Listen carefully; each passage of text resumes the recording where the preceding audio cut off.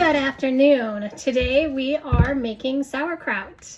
I harvested 4 of the cabbage that we have grown out there. I have 6 heads of green and 6 heads of purple. The purple are not ready yet, but these green ones were. And I was a little concerned because we did have an issue with cabbage moths this year. So I was a little worried about cutting these open, but they look great inside, which is a relief. So for these, I'm just going to cut them in half. I'm going to take out the core and then just thinly slice them and throw them into this big bowl. And then I'll wash them again, drain them, and then add the salt. And I'll show you the process. I bought this really amazing crock that I'll show you too. It's made in Poland, and I believe it's made out of stone, but I'm really excited to use it. I love sauerkraut. I love fermenting things, and this will be the first year that I've done it on my own. Again, I grew up eating stuff like this, and my mother did make sauerkraut, and she even fermented big buckets of pickles. But this will be a first for me to do on my own. I will walk you through all the steps, but for now, I'm just gonna chop all of this cabbage, and then we'll move on to the next step. All right, our cabbage is completely chopped up. So I have this big giant bowl full, and they don't have to be exactly the same size, but I tried to slice them kind of around that size. And then we will put our salt in here, and then we're gonna massage it. So really just kind of crunch it together and really get that salt all worked into here. And that's gonna start releasing some of the liquid from here. And that will be the brine that this ferments in. So let's get to it. All right, let's open this box. This has the crock in it for the sauerkraut. So I ordered this from Stone Creek Trading. I have not even seen it yet. So I don't even know what size it is. It might be too small for the amount of cabbage that I have up there, but we shall see. I believe this is made in Poland, and I'm really excited about it. Let's see what it says in here. Oh, these are beautiful. So this shows all the different ones they have. I'm really excited.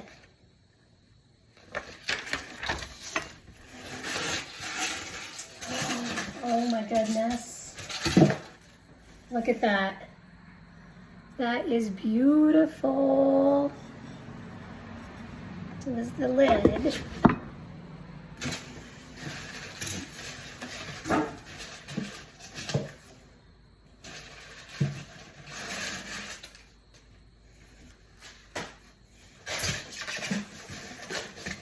I try to be careful. I hate styrofoam so much, and I wish that we used, like, across the board, something other than that to pack breakables.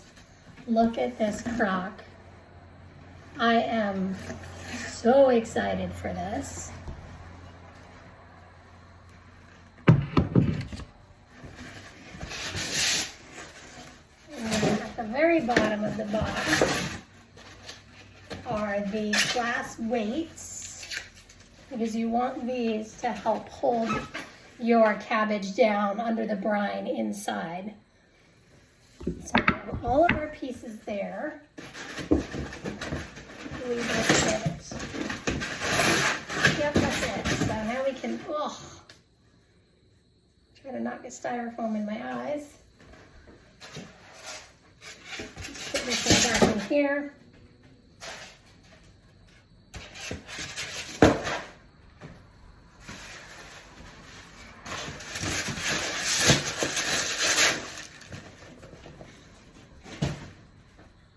Okay, so let's look at this. Pardon my dirty apron. I did not have a chance to wash it after yesterday's sauce making adventures. All right, we have the glass weights. They come in halves. I'll wash this tag off of them. And the lid. And the crock. And this is a water seal, So you fill this whole edge right here with water, and then the lid goes on there, and it creates a seal so other bacteria that you don't want can't get in.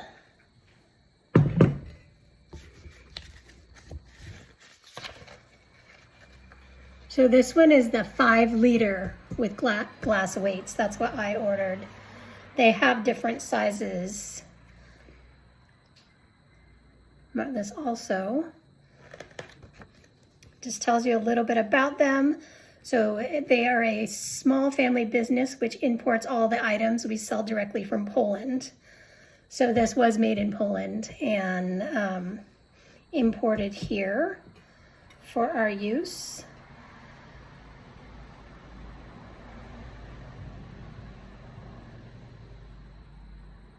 Sorry, I'm getting sidetracked into reading, but it comes with its own recipe, which I'm curious to see what they do. Oh, they add carrots to theirs. I don't want to put carrots in mine. All right, let's get this washed and let's get this started. All right, the crock is washed and we're ready to start salting the cabbage. I'm going to do a total of 3 tablespoons. I have just over 8 pounds of cabbage here. And it's said to do approximately 1.5 to 2 teaspoons per pound. So I'm just gonna do 3. And then we start rubbing it all together.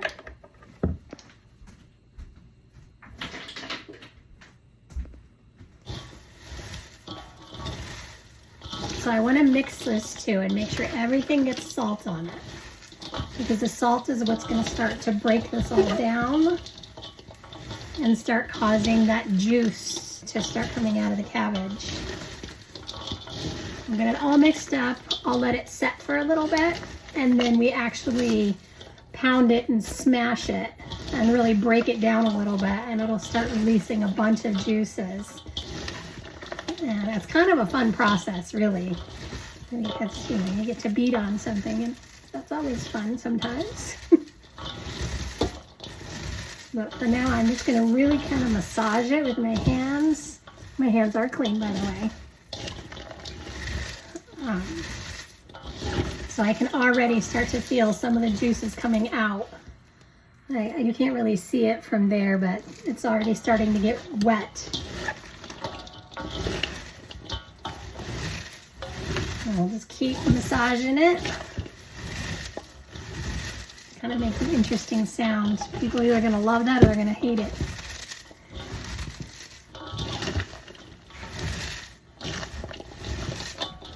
All right, I'll come back when we start beating this.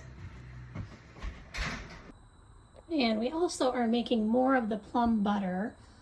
The kids helped me to cut the rest of the plums up that I had harvested the other day, and so that made today's jobs a lot easier for me, because for me that was really time consuming.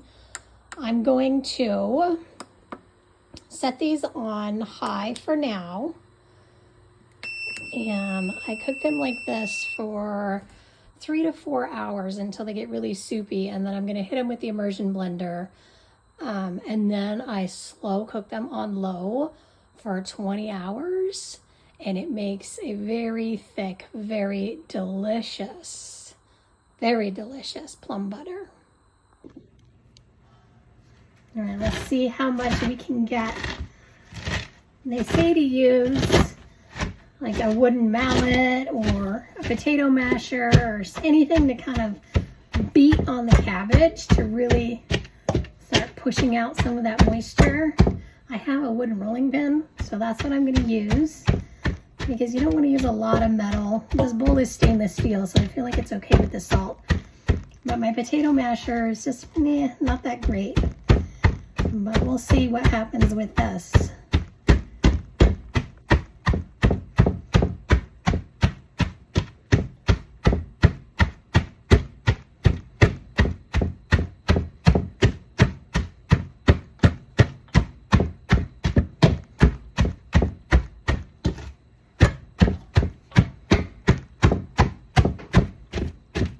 This would clearly go a lot faster if I had something larger. I think I will have to buy the wooden mallet that they have on their site too.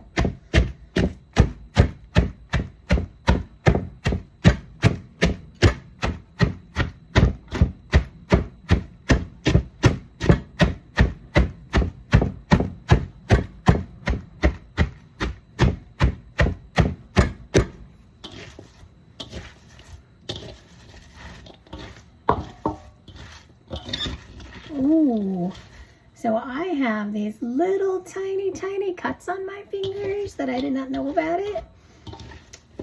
But they're in a lot of salt right now and I know about them now. That's a pleasant feeling.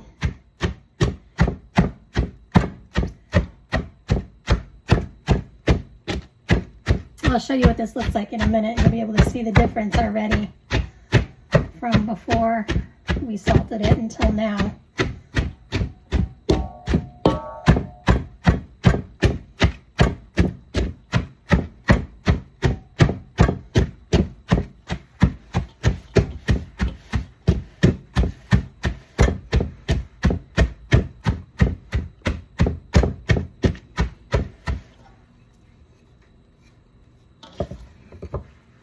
So even just to look at it now from before, it's definitely a lot different. You can see it's getting softer and you can see the moisture kind of, I can almost squeeze some out, but not yet, which means that we still need to keep pounding on it and crushing it and really getting it to kind of break down and release all those juices. It's kind of a long process, but the results are so worth it. And to be able to have something like this and all of the good prebiotics and probiotics that are in it, it's just such a healthy thing to have in the house. And it stays, once it's fermented, you can keep it in the fridge for 3 months or longer. So I'm really excited because I can do that. And then this takes anywhere between 10 days to 6 weeks. It just depends on how fermented I want it. But I'm hoping that I can let this go at least 4 weeks, and then the red cabbage will be ready because it's not quite ready yet, and we can swap it out, and then the red cabbage can go. And I'd love to try to leave that for 6 weeks because then that extends how long I can keep it in the fridge, and we can get at least a good 4 or 5 months. Well, more like, I think we should be able to get through the whole winter that way. So we'll see. All right, so I have smashed and beat and rubbed and all of those things to this cabbage, and you can see all the liquid just starting to come out now. So I think this is ready to get put into the crock, and let's see if we can fit it all in there. If we can't fit it all in, I do have a setup to do this in jars. So if I need to add some to jars, I'll do that too. But let's get started.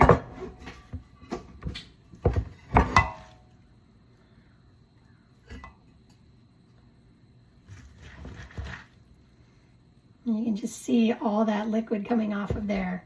That's what you want. That is the brine that's made just from the liquid in the cabbage coming out. So I'm really going to pack this down in here because I don't want any air bubbles. And the more I pack it, the more liquid will be released, which is what you want, because you want enough brine to cover about 1 inch above the weights once we put those in here. So every handful I put in here, I'm just going to really smash it down and pack it in here nice and tight.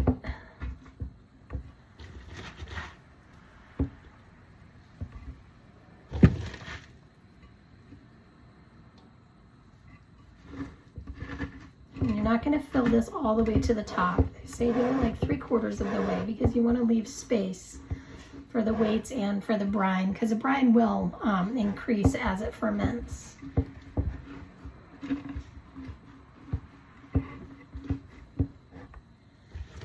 I'm hoping I can fit it all in here though. I think I can.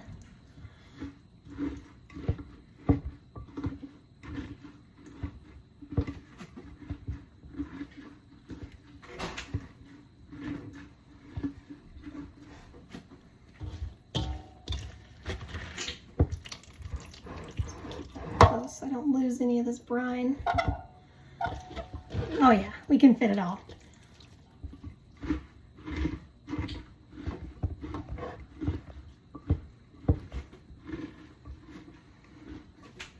We're just a little over halfway full in here. So, just gonna lift this whole thing up.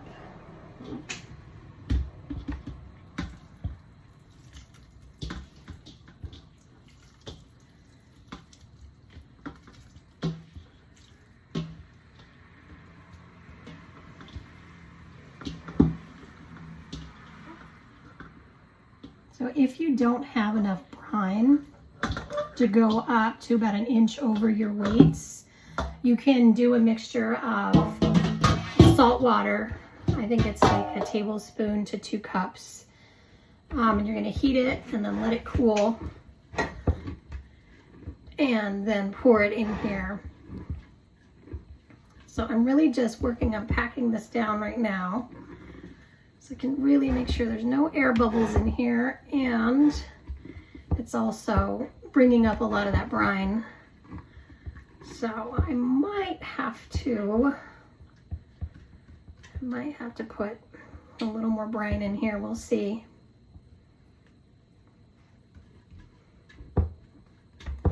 So this is about up to here on the crock inside.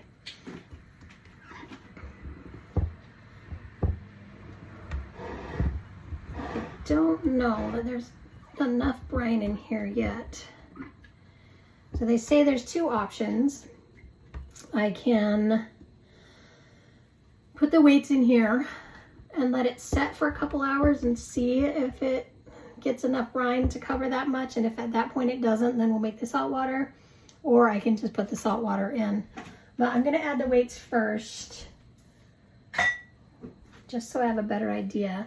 So these you put in a vertical way, and then you smash them in, and they just weigh down the sauerkraut and keep it all underneath the brine so nothing's sticking out, because if there's pieces that are sticking out of the brine, they're going to discolor and then they're going to grow yucky stuff that you don't want. So let's put that one in there.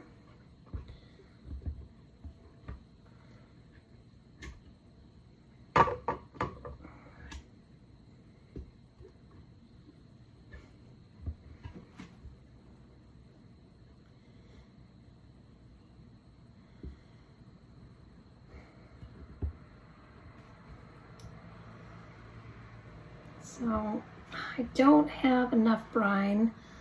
The brine is just barely up to the weights in here, and I'll show you what I'm talking about. Let me just get this off my hands.